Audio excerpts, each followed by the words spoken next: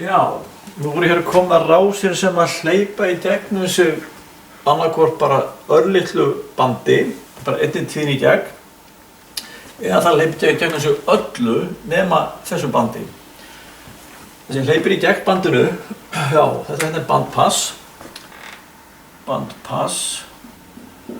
þessi bandstopp. Þetta er vanalega, þetta er típisk rás í útvarpstæki. Það tækir merki hér út, hérna.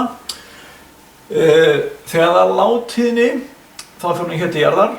Þegar það er hátíðni, þá fer hún hér til jarðar. Hér er lágspenna yfir.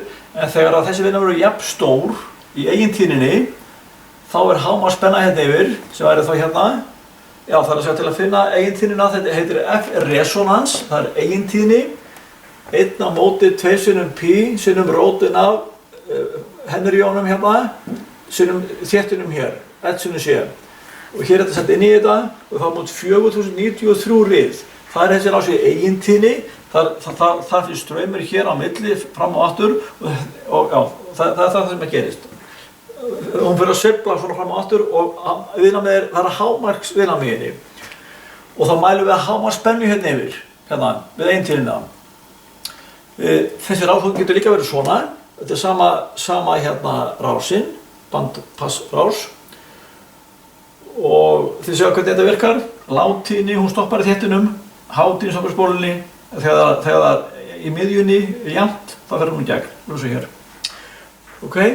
Og hér er svo bandstopprásin, hún sem sagt, hvernig hún virkar, það séum við með lágtíðni hérna, hér í gegn og hún fer þá bara, það er að segja hún stoppar á þéttinum, bara kemst ekki niður og svo kemur hátíðni, hún stoppar á spólunni, þannig að hérna sem sagt, þessi rás stoppar allt nema bara eigintíðnina, hún fer til jarðar, lágtíðni fer út og hátíðni fer út, en eigintíðnin, hún fer til jarðar. Og þetta er þessi sama myndin hérna og hérna.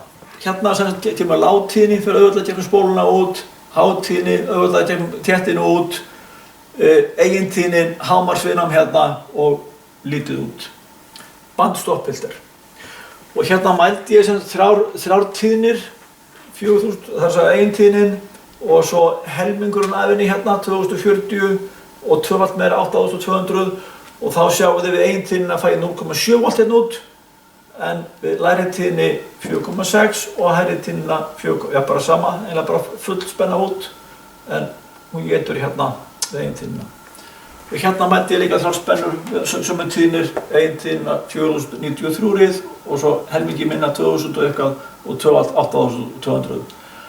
Og við eigintíðnina hérna, hámarksviðnám hérna, hámarksspenna út og svo farum við aðeins lækkum við spennuna, fáum við ekkert út og hækkum spennuna, hækkum tíðnina og fáum við ekkert út. Þannig að þessar tvær tegundir af bandpassfilterum og bandstoppfilterum þurfum það að kannast við. Svo er ein tala sem er notað í viðbót við þetta hérna F-resonans eða eigintíðni og það sem kallað er Q. Ég tek bara Q hérna aðeins svona bara örstutt. Q, það er X er riðstraumsviðnám og R er bara R-ið hérna. Hlutfallið, það er að segja, ef að þetta R hérna er stór hluti af riðstraumsviðnáminu, þá er ég nýtt í rásinni. Við reynum að hafa R-ið alltaf sem minnsta hlutan eða X-ið sem stæst.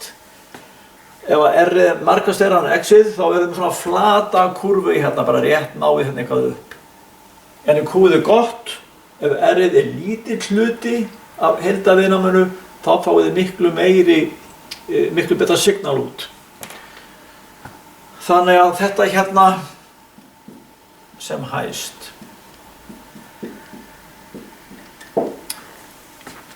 Og já, þetta er svona með Q-ið. Ok? Þannig að þetta er svona og X hérna er riðstraumsviðnám, rásarennar. Þetta hér er kallað tankur. Þetta er svona tanksins. Hvað er þetta mörg? Bóm, þetta mörg bóm og hlutfallið á því. Ok? Þannig að þetta er svona það sem ég vildi að segja ykkur frá með hérna bandpass og bandstopp. og bandpassendæmi, þetta bara tuner í sjónvarpstæki eða útvarpstæki, ákveðnar tíðnir sem að komast í gegn og aðrar tíðnir þær eru stoppaðar. Ok, takk fyrir.